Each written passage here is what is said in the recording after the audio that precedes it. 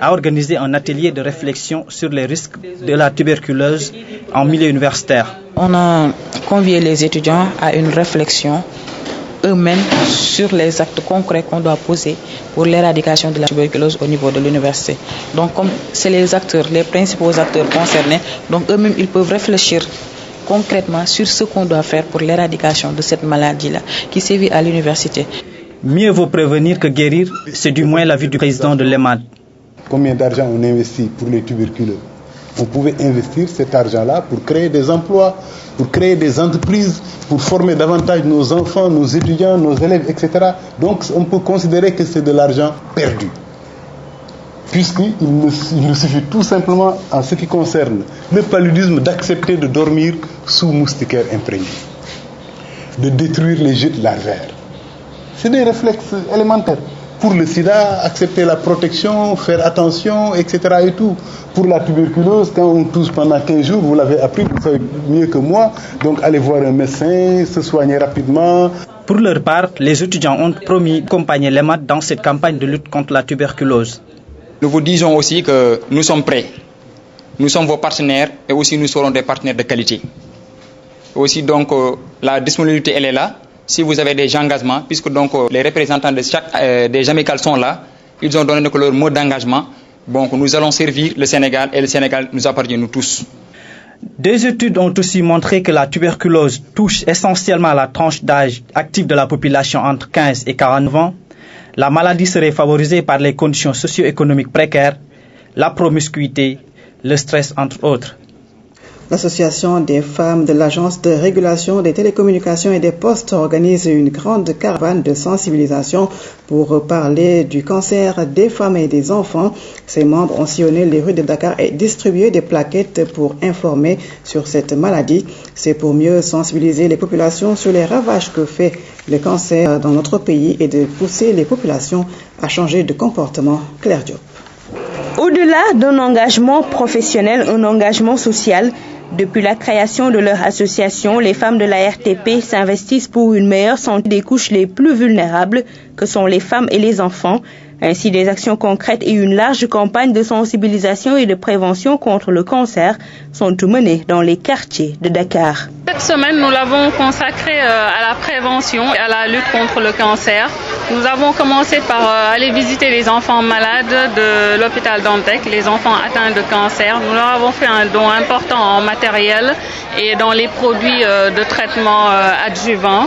Voilà. Aujourd'hui, nous continuons sur le terrain de la sensibilisation parce que c'est important.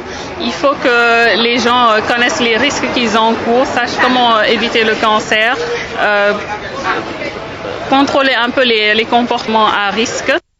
300 femmes vont ainsi bénéficier des consultations et dépistages gratuits du cancer du col de l'utérus et du sein à Niaritali. Ces œuvres de bienfaisance permettent d'alléger les souffrances des populations. Un seul cancer qu'on a pu éviter, c'est vraiment une vie radicalement changée. Ça peut être la vie d'un jeune garçon, ça peut être la vie de toute une famille quand on sait que les mamans sont souvent la clé de voûte de nos familles au Sénégal. Et qu'une maman qui est atteinte, c'est toute la famille qui est impactée. Les femmes de la RTP peuvent désormais compter sur des partenaires qui les accompagnent pour mieux réussir leur mission. Moi, je suis régulièrement ce qui se fait, je les encourage et leur accorde tout mon soutien par rapport à ces activités en particulier dans le domaine de la santé.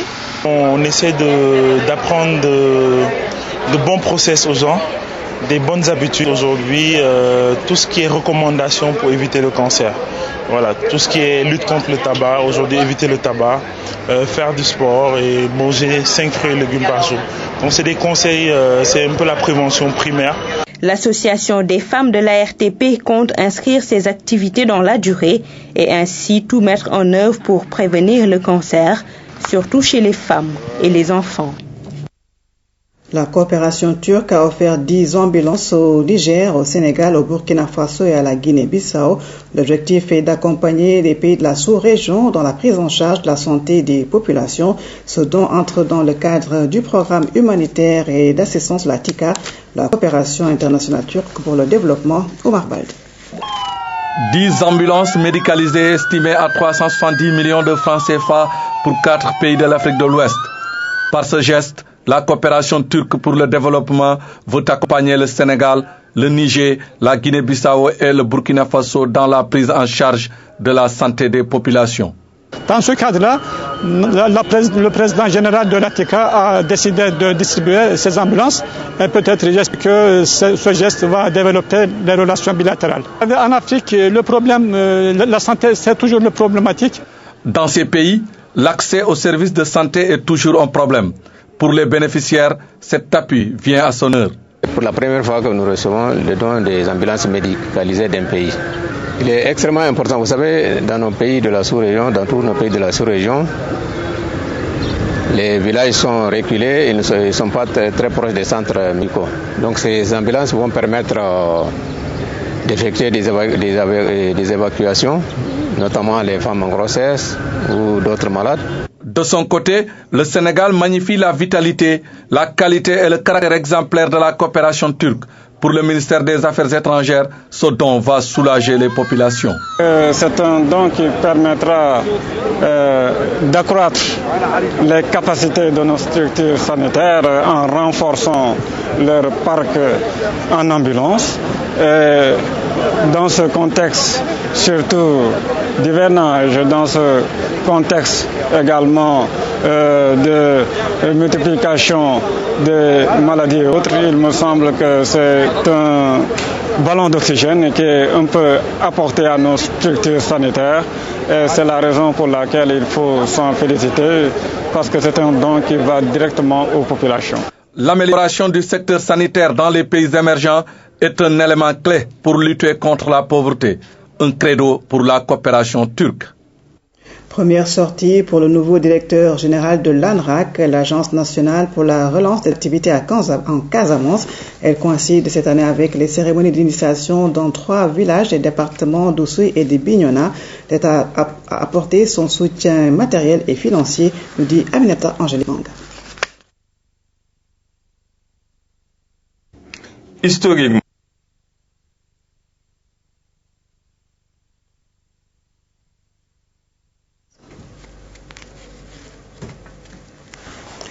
la fête patronale du bataillon du train sera organisée le vendredi demain 5 octobre à Ouakam.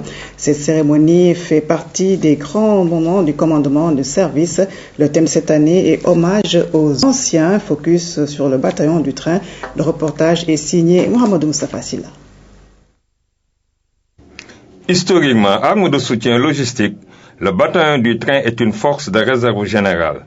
Il permet aux forces opérationnelles de mener à bien leur mission par l'acheminement des moyens et ressources nécessaires. Le bataillon du train est une unité effectivement de réserve générale, placée sous l'autorité du président de la République, à l'instar d'autres unités. Donc, en temps de crise, nous participons au soutien des forces de manœuvre et à leur appui mouvement. En temps de paix, faisons la formation des personnels. Nous assurons également le transport au profit des armées et services. L'arme du train, initialement train des équipages, est née de la volonté de Napoléon Ier. Au Sénégal, nous pouvons dire que l'historique du train peut être divisé en 3 périodes. La première période, donc, c'est la période des équipages militaires hippomobiles. La deuxième période, c'est le train des automobiles. Et la dernière période, c'est de 45 à nos jours. Le bataillon assure la formation de tous les conducteurs des armées et services, avec la mise en place de supports pédagogiques de dernière génération confiés à des instructeurs rompus à la tâche. Nous pouvons avoir un logiciel que nous pouvons aller directement en pleine île et on peut démarrer à partir du garage. Nous avons par exemple ici le clignotant, ici. Nous avons aussi là pour les points morts, les angles morts. Là par exemple nous avons pour les rétroviseurs. Donc il y a tout, le lève à tout. Au centre d'instruction élémentaire de conduite, existent différentes catégories pour la délivrance de permis. Nous formons des militaires, mais aussi des civils, des structures de l'administration. Maintenant,